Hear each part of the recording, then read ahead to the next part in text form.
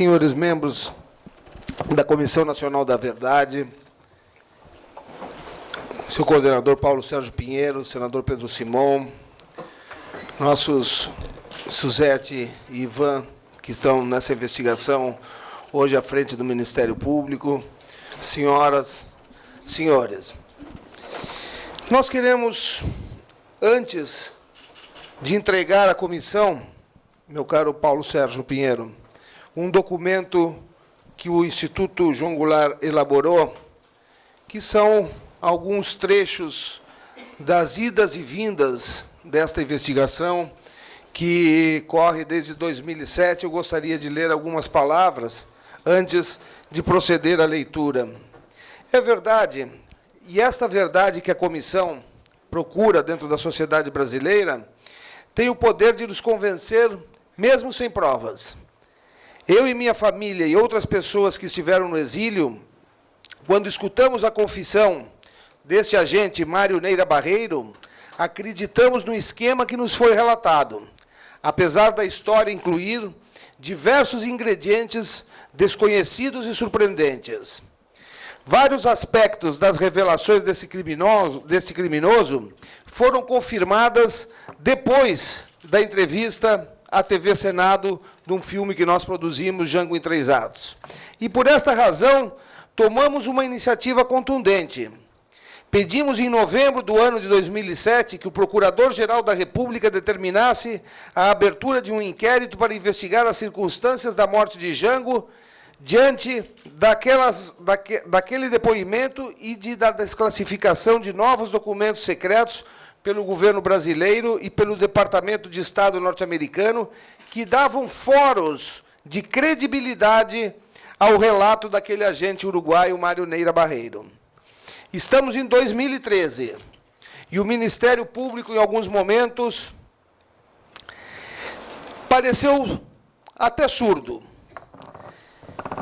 pois houve idas e vindas, como eu disse anteriormente, e nós tivemos que recorrer até a procuradora Gilda, procuradora nacional, para explicar a ela a complicada rede que havia na Operação Condor, entre quem eram os agentes americanos, quem eram as pessoas que deveriam ser ouvidas nesse inquérito.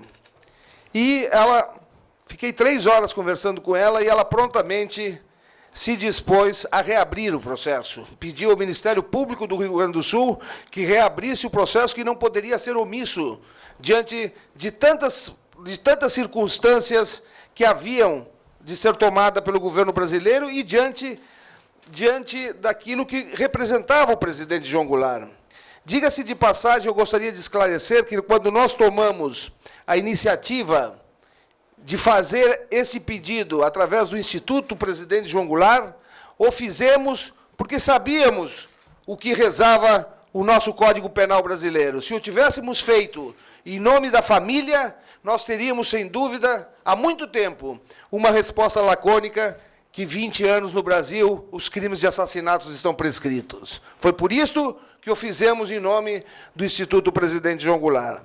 Conseguimos desarquivar o inquérito do túmulo do descaso. E hoje, junto com a Secretaria de Direitos Humanos, com a ministra Maria do Rosário, entramos num novo caminho que hoje, diante da Comissão da Verdade, esperamos possamos ter algo mais conclusivo.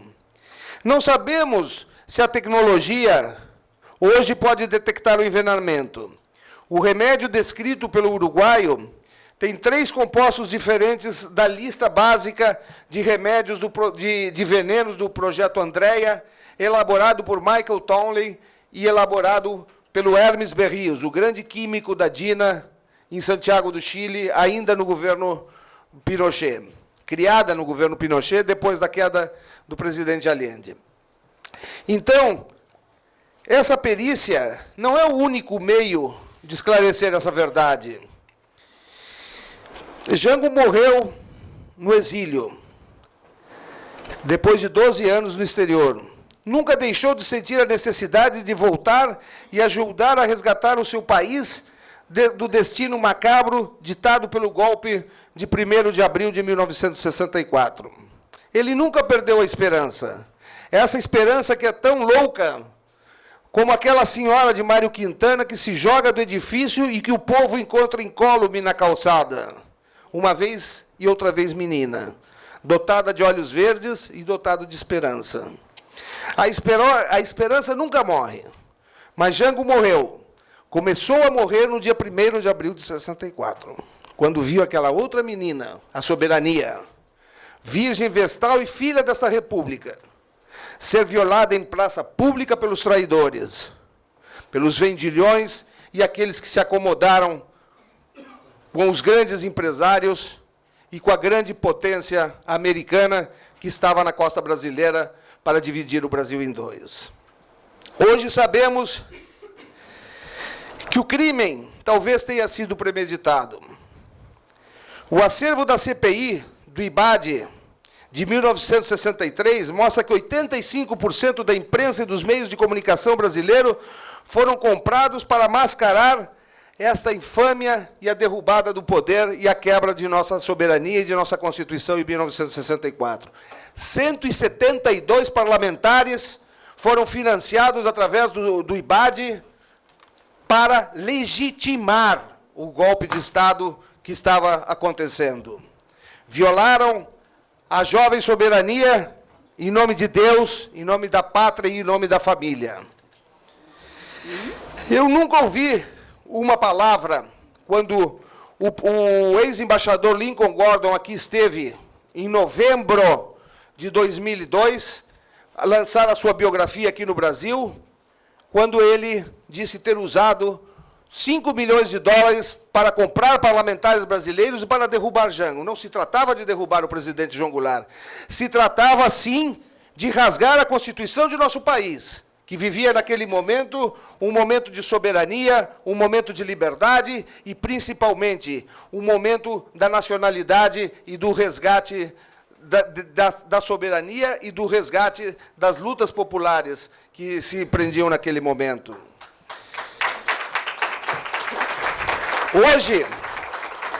Hoje existe uma farta documentação comprovando o premeditado desmonte da ordem jurídica brasileira.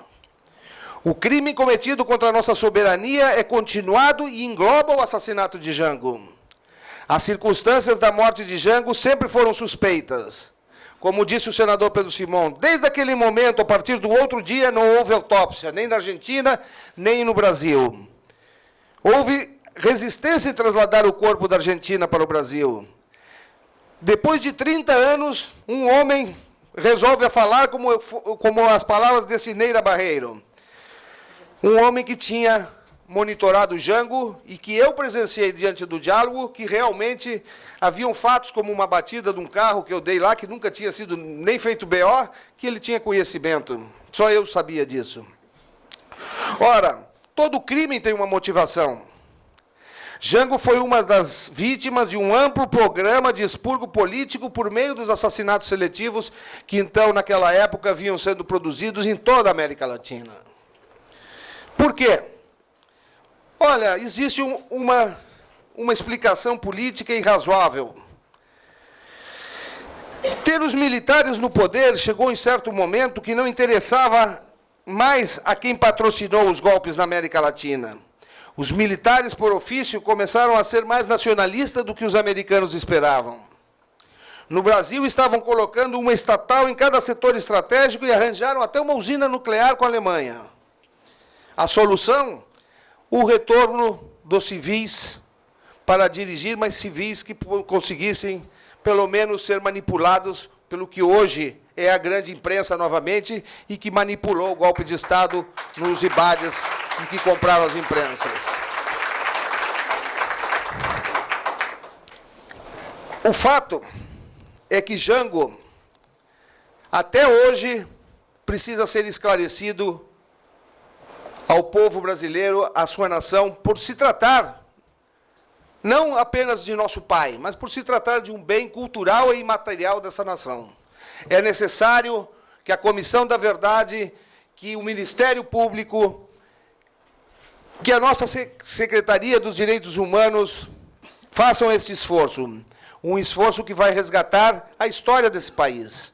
Um esforço que vai resgatar a história para as novas gerações. Um esforço que vai resgatar e fechar algumas feridas, não somente a da nossa família, como as feridas que ainda se encontram abertas de tantos mortos e de tantos desaparecidos no nosso país. Precisamos resgatar para cumprir a nossa soberania e cumprir com as novas gerações o desafio que se impõe à pátria, que é a nossa soberania, a nossa nacionalidade e, principalmente, a nossa liberdade democrática. A verdade é esta que estamos solicitando.